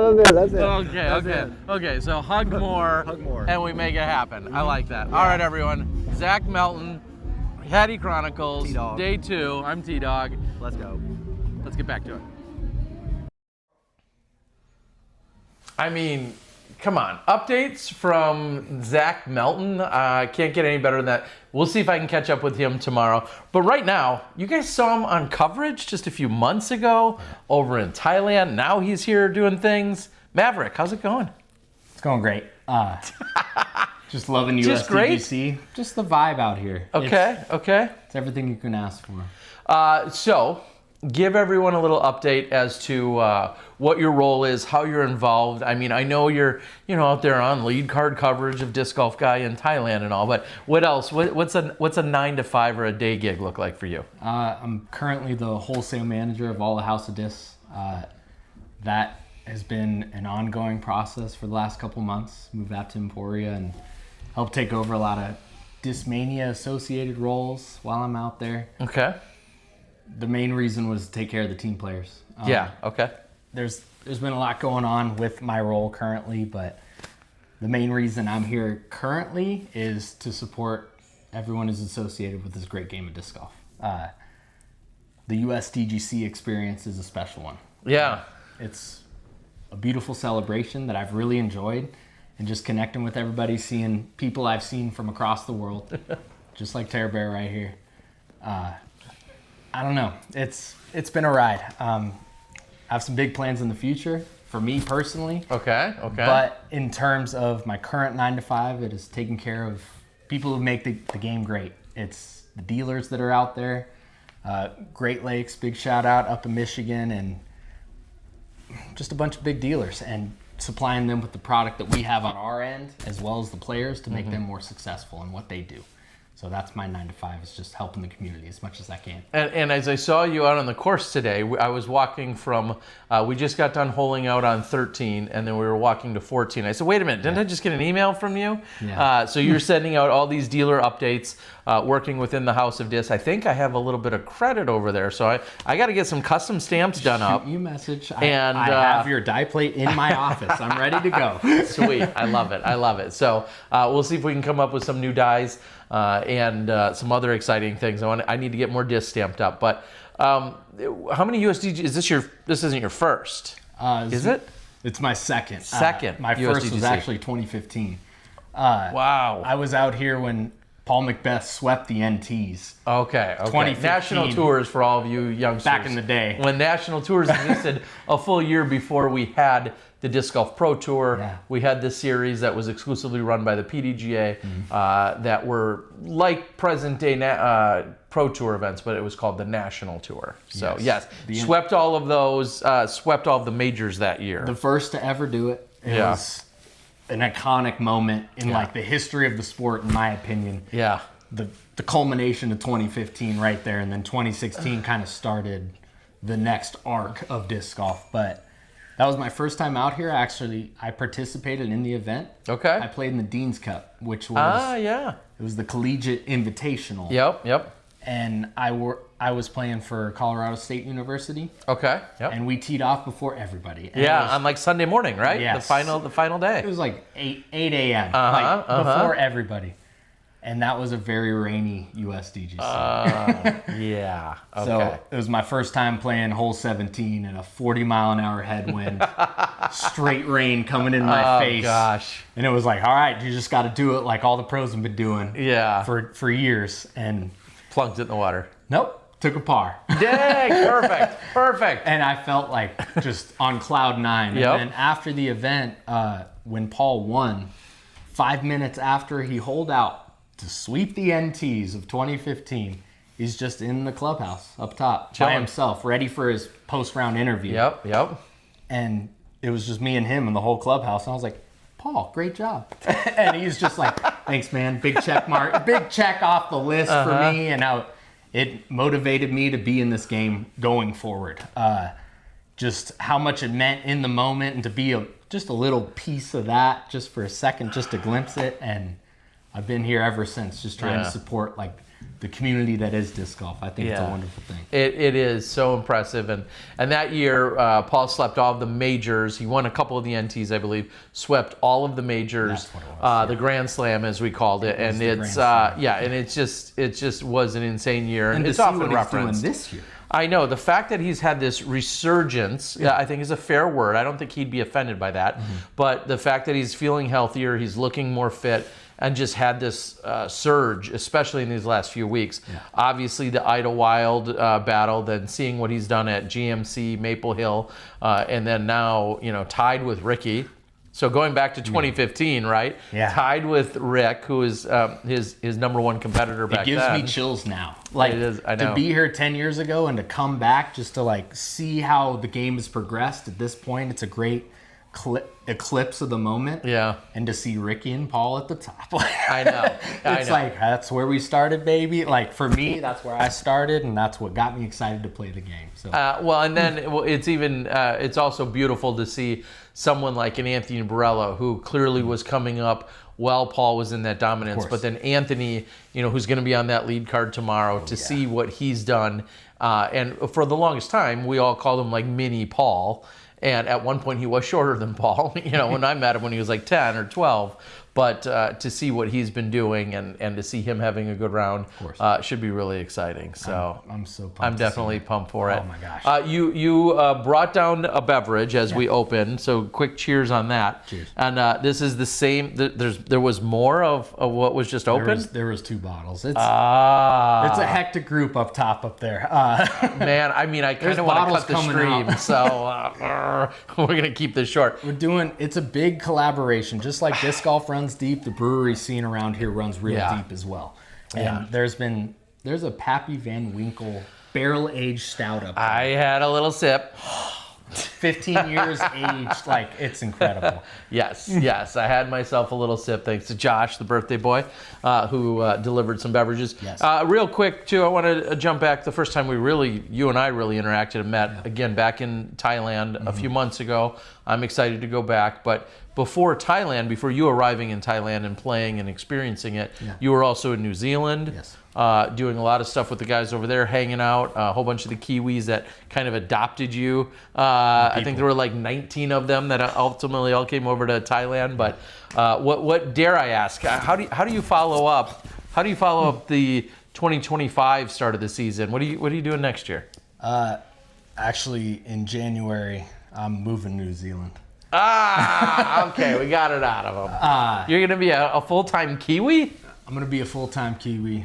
Dang. I think that the community over there is truly special. Yeah, it is. You have American community, you have the European community. There is a third marketplace out there in the world. Not a marketplace, but just a group of individuals who truly care about the game. And they've accelerated so fast. They have their own scene going. It's tight-knit. My whole goal when I get over there, I want discs to be cheaper for people to play disc golf. Okay. And my experience working for House of Discs, working for Discmania for years, is selling discs, getting them out to the people, hooking up people with cool custom stamps. Terry's got a couple die plates, things like that. It's making it more accessible to the commonwealth of people out there. Yeah.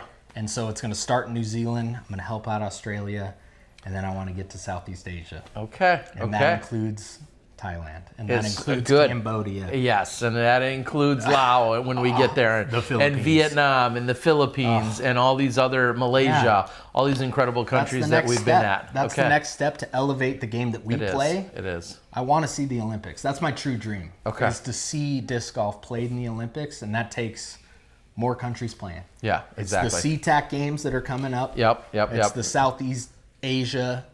What's the whole acronym? Well, the entire, I think the Southeast Asia Games or something like that is what it's called. So the World Games we were just in. The World Games is a great example. That's all part of it. I was wearing the jersey yesterday. Nice. The World Games, USA jersey. Yeah. Everyone was asking me, wow, what was that? I was like, China. Yeah. They're playing disc golf now. Exactly. And I want to go facilitate that as much as I can. Sweet. Yeah. Well, it's going to be very exciting. Terry, I know that you appreciate that. I do. You've been a big hand in that movement.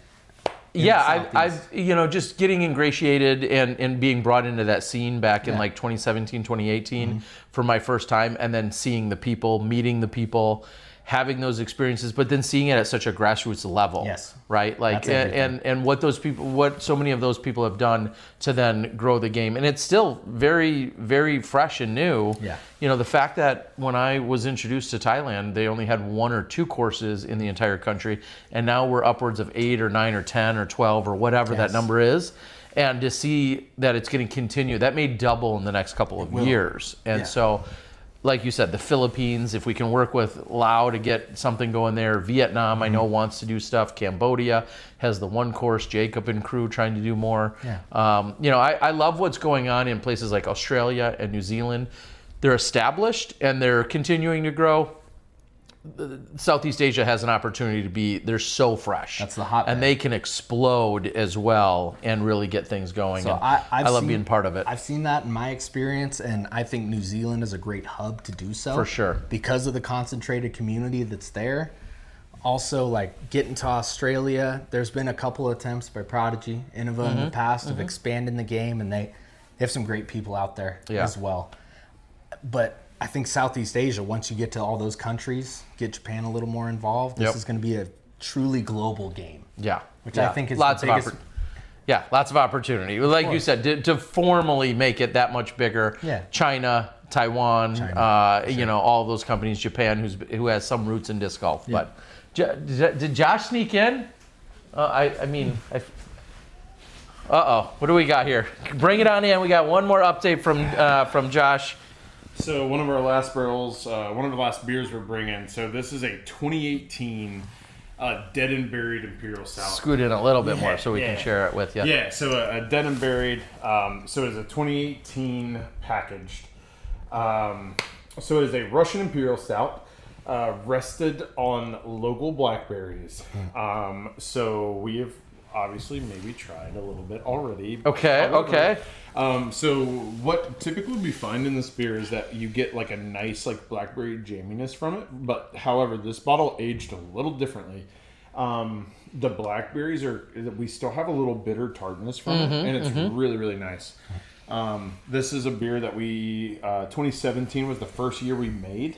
And it's been just a hit for us because it's just a very normal beer, sitting at about 10.5%. Okay.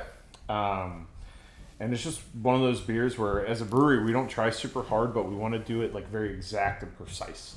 And I think doing a very nice Imperial Stout, just throwing some blackberries in it, and it's 4 roses barrel. You can tell there's a little rose in the corner, which is super, super cool.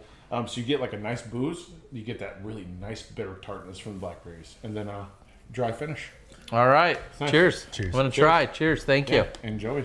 Do you think that you guys have a leg up when it comes to barrel aged kind of things, just being close to the real bourbon barrels? So for us, we're just such a normal brewery. We do flavored beer for the people. We don't try super hard. We don't do super heavy fruited IPAs. We do very normal lagers, just a nice Oktoberfest. Dash City is a 4.5%, the German light amber beer. We've just found in the wave of North Carolina craft beer that there's a lot of stuff that's happened, and there's a lot of breweries who aren't doing things just normal. Yeah, sure. Everyone's trying to get too crazy, too cutesy with it. They're trying.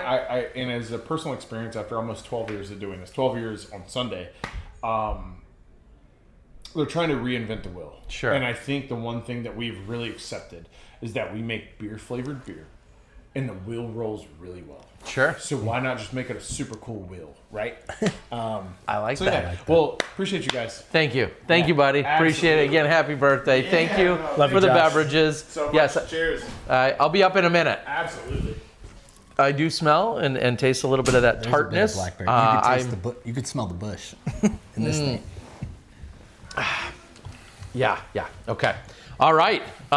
Do you have anything else before I let you go? I'm going to start closing things out for us. It's been a good night, but anything you want to share? You've been getting it down here, huh?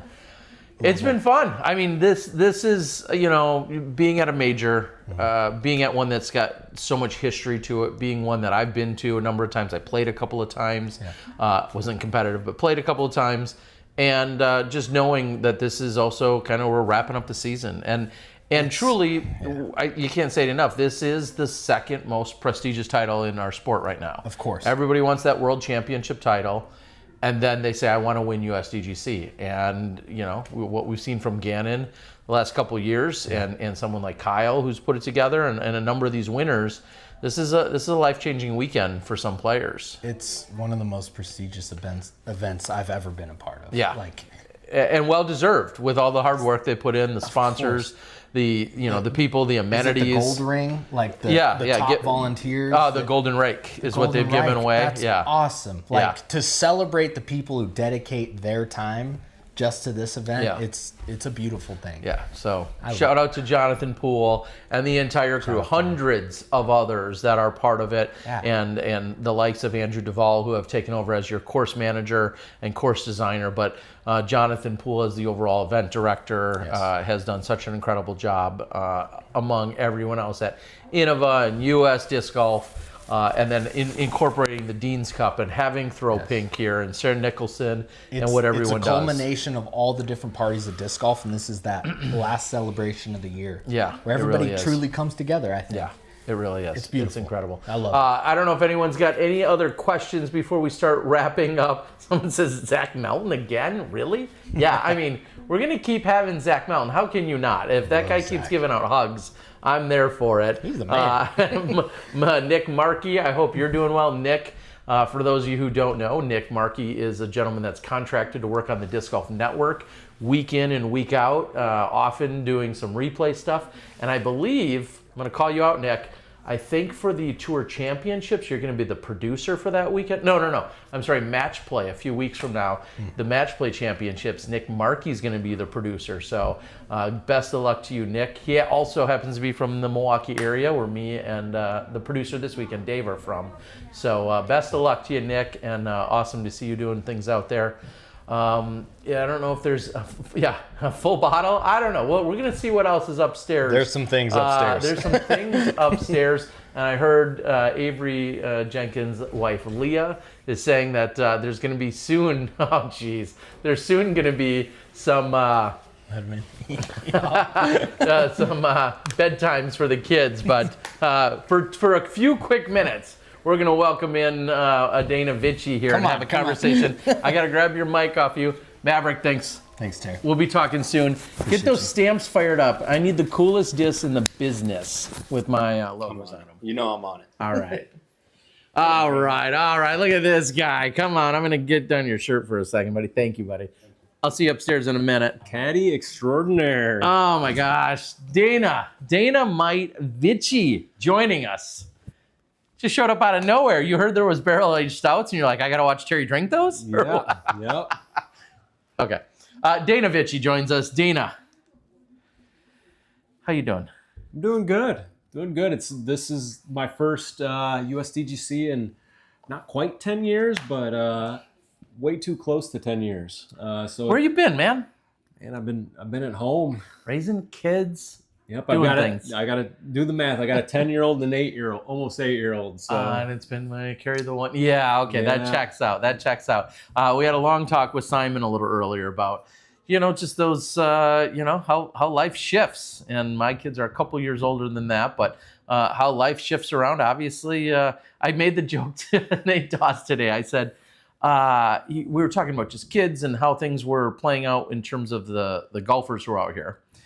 And I said, yeah, but what, all those other, golfers on tour that have kids. He's like, no, they're all at our house, meaning him, Steve Brinster, Avery Jenkins, right? Like, this is where the dads are hanging out. Simon Lizotte. Not too many other dads out there. It's things shift.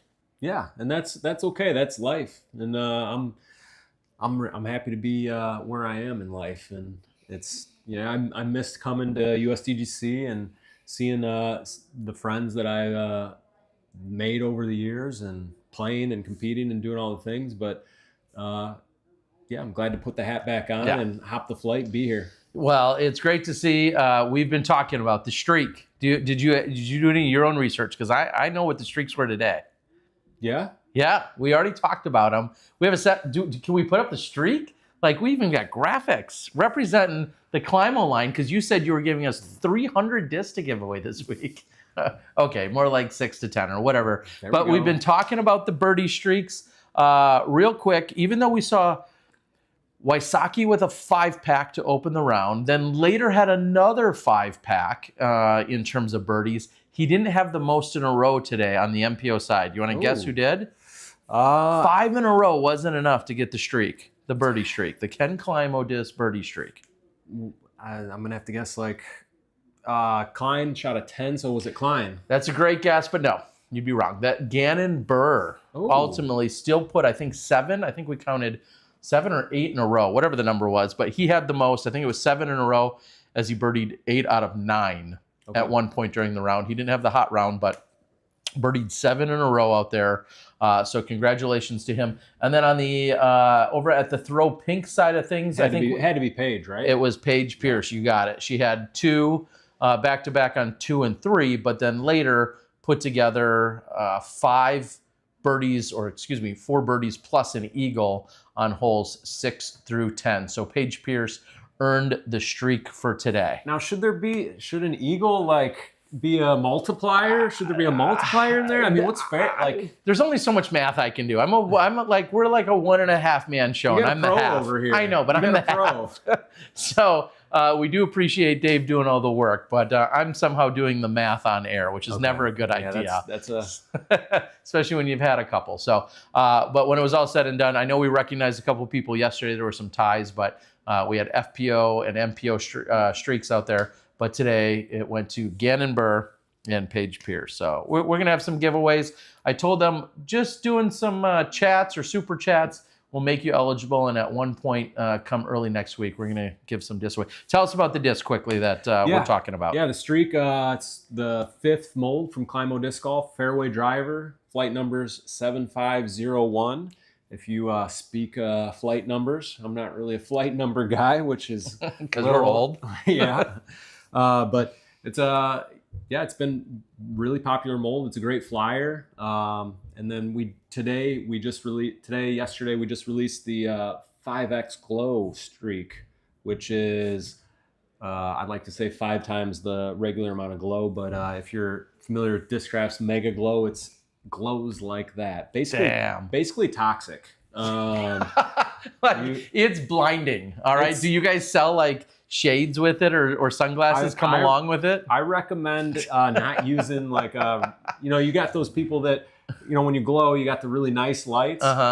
You got to light it up a hole before you want to use it, because otherwise you're wrecking your night vision. Wow. But you're going to burn your retinas out there. But when I play glow, I'm a purist. I don't like to put lights on my discs. I want to light them up and then find them. And the 5X Glow, it goes where you throw it, and you can also find it if you shank it. Well, I was just going to say, just throw it in the fairway, and you can always find it. Yeah, that's true. But that's only where the streak goes, right in the fairway, right? Does that make perfect sense? Yeah.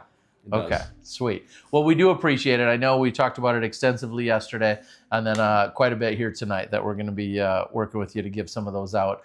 Climo discs, if anyone's in the area or wants to know more, where's places this weekend and beyond maybe that we can expect to see a Ken Climo sighting?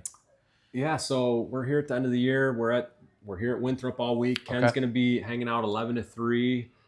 Tomorrow and Sunday, he's gonna hop on the broadcast, walk a few holes with Perkins. Oh, sweet. But otherwise, you're gonna have to go down to Florida to catch Champ. I know they've got a Moccasin Lake Open. It's an A tier coming up, and we actually work with them to do a little specialty run of the streak. Sweet. So working with Charlie Goodpasture down there in the Clearwater Club. So other than that, yeah, we'll probably be looking into 2026 and, probably kick the year off at Disc East if I had to guess. And then, we'll see, we'll get through this week and next week with the Pro Tour finals and then start to kind of plan out next year and hopefully, keep Ken out there here and there on the road. And, we're having a blast and it's been so much fun, seeing Ken out there talking, hanging out. And I'm telling you, come if you're at an event where Ken is, bring your old disc, come buy a new disc,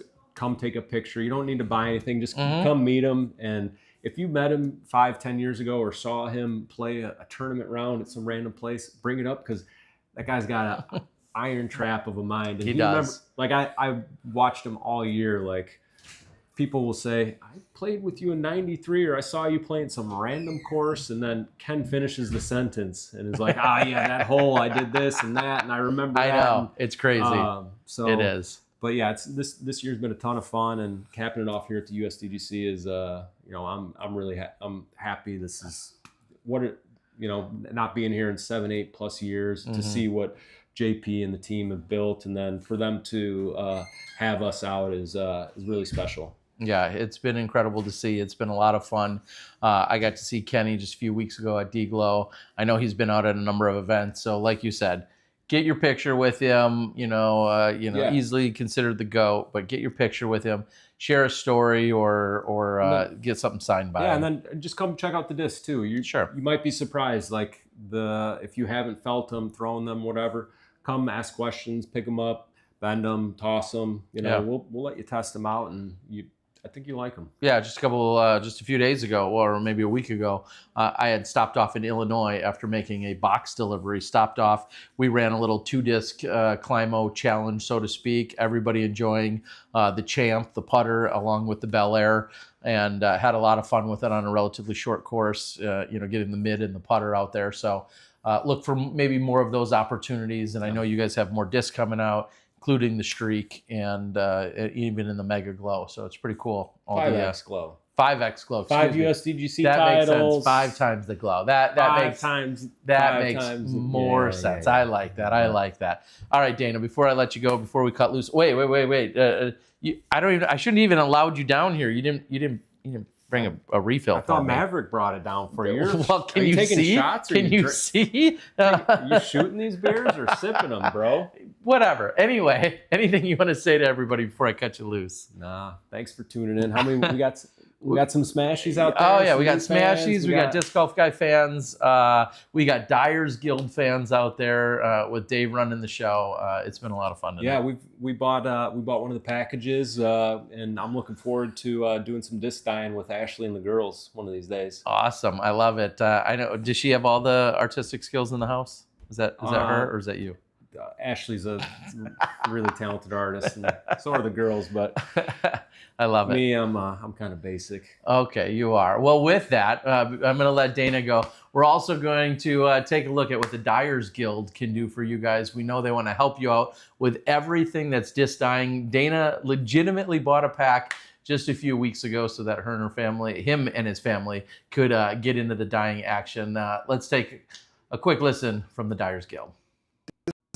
Golf Dyers Guild is your go-to instruction, ideas, and information. A community that pools its resources for the betterment of the group. Come check out our courses, dyeing supplies, online community contests, raffles, and the Dying to Listen podcast where you get to put a face or sound to your favorite dyers. So, if you always wanted to try disc dyeing, or you've been dyeing for a while, there's something for you.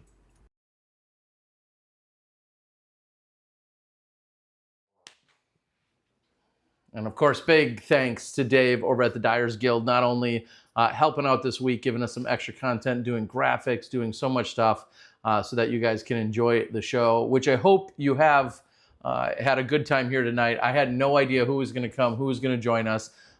Big shout out to the families that were hosting us here tonight. I don't think they all knew it until we basically showed up and set up the little studio here. So Avery and Leah and Leslie, along with Steve Brinster, Leslie and Steve Brinster, thank you guys so much. Nate and Val Doss, along with their mom Sharon, and then Simon and Natalia for all letting us here hang out at their little compound for the night so that we could give you guys the action.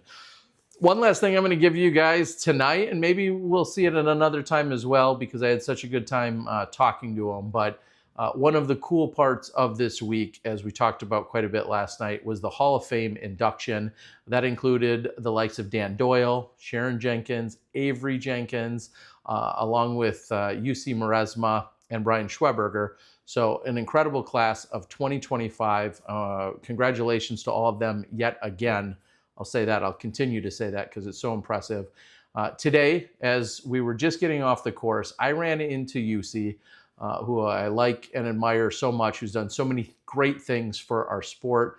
And yeah, I think we're going to hear from him. And then when we come back, I'll close out the show. But right now, we caught up with Jussi Meresmaa out at the course. Here's what he had to say. Joining me now is the Hall of Famer, Jussi Meresmaa. Jussi, first of all, congratulations. Thank you, Terry. My first question, though, has to be, you get in the Hall of Fame and you run one of the greatest worlds we've ever seen in Finland just a few months ago now. What is next for Jussi? Well, there are three things that happened this year, very big ones for me, and you mentioned two of those. So one more is that I became a grandfather.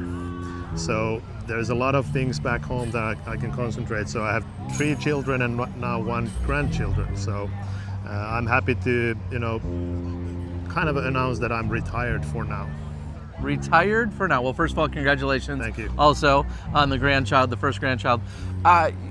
You've put so much on your shoulders and on your back, and you've had a lot of support, but you've had these amazing visions that you've been able to execute.